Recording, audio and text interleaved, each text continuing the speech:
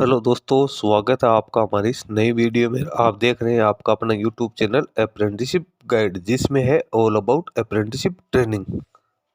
तो आज की वीडियो में हम बात करेंगे जो CITS है और जो CTS है वो क्या है। क्या CTS और CITS दोनों एक ही है या दोनों में कोई डिफरेंस है? दोस्तों, बहुत सारे कैंडिडेट्स है या यूँ कहें कि ज़्यादातर कैंडिडेट्स को ये पता ही नहीं है कि CTS क्या है और CITS क्या है, दोनों एक ही है या अलग अलग। दोस्तों, कई बार आपको देखने को मिलता है कि CITS के एडमिशन्स है वो हो रहे हैं, कई बार आपको देखने को मिलता है कि CTS के एडमिशन्स हैं वो हो रहे हैं। इन दोनों ही प्रकार के जो एडमिशन्स हैं वो हर साल होते हैं। IIT या NSTI या IOT है, उसमें सभी में कैंडिडेट्स के इन दोनों के एडमिशन्स होते हैं। तो कैंडिडेट्स कंफ्यूज रहते हैं कि सर मैं CTS का भरूँ या CITS का भरूँ, इन दोनों में क्या डिफरेंस है या दोनों एक ही। एक्चुअल में मैं बताऊं कि बहुत सारे कैंडिडेट्स ही नहीं बल्कि बहुत सारे ऐसे लोग हैं जो ITI के बारे में अच्छी तरीके से जानते हैं, लेकिन उन्हें भी इस चीज़ का पता नहीं है। मेरे भी ये कन्फ्यूजन था, तो मैंने ये डाउट क्लियर करने के लिए ये वीडियो बनाया ताकि आप लोगों को भी पता चल सके कि CITS और CTS क्या होता है। दोस्तों, CITS की फुल फॉर्म होती है, वो होती है क्राफ्ट्समैन इंस्ट्रक्टर ट्रेनिंग स्कीम, जिसको CITS के नाम से जाना जाता है। इसकी जो इसका जो एप्लीकेशन फॉर्म है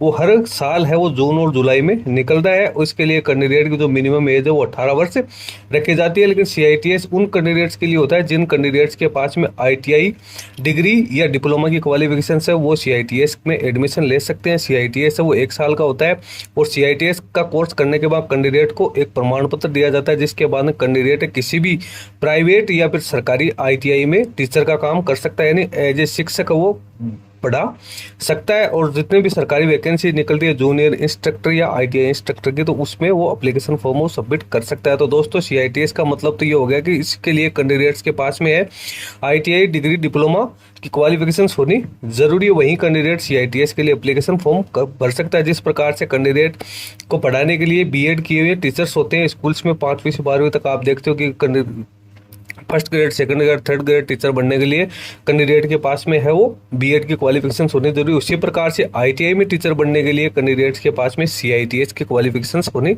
जरूरी है। तो ये तो होगा CITS। यदि कैंडिडेट्स आप लोगों के पास में कोई ये तीनों योग्यताएं हैं, ITI डिग्री डिप्लोमा, तो आज CITS का एप्लीकेशन फॉर्म सबमिट कर सकते हैं। अभी जून और जुलाई में इसके एप्लीकेशन फॉर्म अभी जल्द ही जारी होने की संभावना है। तो ये तो हो गया CITS। अब बात करते हैं अपन CTS। तो CTS की फुल फॉर्म होती है क्राफ्ट्समैन ट्रेनिंग स्कीम, CTS इसको बोलते हैं CTS। तो दोस्तों, इसके लिए जो कैंडिडेट की जो एजुकेशन क्वालिफिकेशन है वो ओनली और ओनली 10th या 12th पास आउट होती है।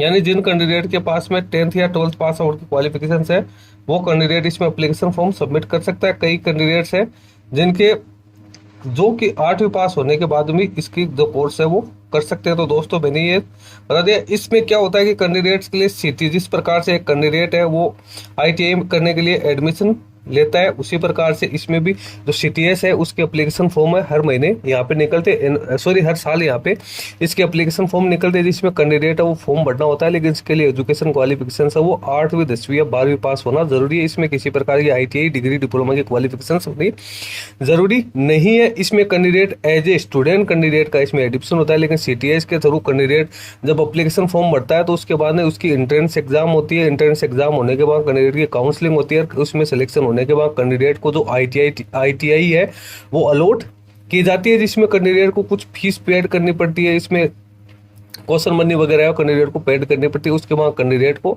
ITI का जिस प्रकार से सर्टिफिकेट होता है वैसे वो ही सर्टिफिकेट है कैंडिडेट को दिया जाता है। आप सीधी ITI यदि आप करना चाहते हो तो किसी भी आप प्राइवेट संस्थान में जाके एडमिशन ले सकते हो। लेकिन यदि आपको CTS के थ्रू जाना है तो CTS के थ्रू आपको जो कॉलेज अलॉट होगी उसमें आपको एडमिशन मिलेगा। CTS आप किसी भी ट्रेड में कर सकते हो, जिस ट्रेड में आपको करना है। इसमें आपको इंजीनियरिंग ट्रेड में भी आप कर सकते हो, नॉन इंजीनियरिंग ट्रेड में भी कर सकते हो। और CTS है वो 1 से 2 साल का होता है। इसमें कैंडिडेट की जो मिनिमम एज है वो 14 साल रखी गई है। उसके बाद में कैंडिडेट है वो CTS के एडमिशन ले सकते हैं। तो दोस्तों, ये डाउट क्लियर हो गया है कि CITS एज ए टीचर बनने के लिए एक जरूरी क्वालिफिकेशन है। तो CTS है वो एज ए स्टूडेंट, यानी आप ITI करने के लिए जाते हो तो उसके लिए आप CTS का एग्जाम है दे सकते हो। CTS का एग्जाम भी एनुअली बेसिस निकलता है, यहाँ पे ईयरली इसके एप्लीकेशन फॉर्म निकलते हैं। इसके एप्लीकेशन फॉर्म भी जल्द ही निकलने वाली है और निमी ऑनलाइन की वेबसाइट पे आप ये जाके चेक कर सकते हो और एप्लीकेशन फॉर्म सबमिट कर सकते हो। यदि आप ITI करना चाहते हो, यदि आप ITI स्टूडेंट के तौर पे एडमिशन लेना चाहते हो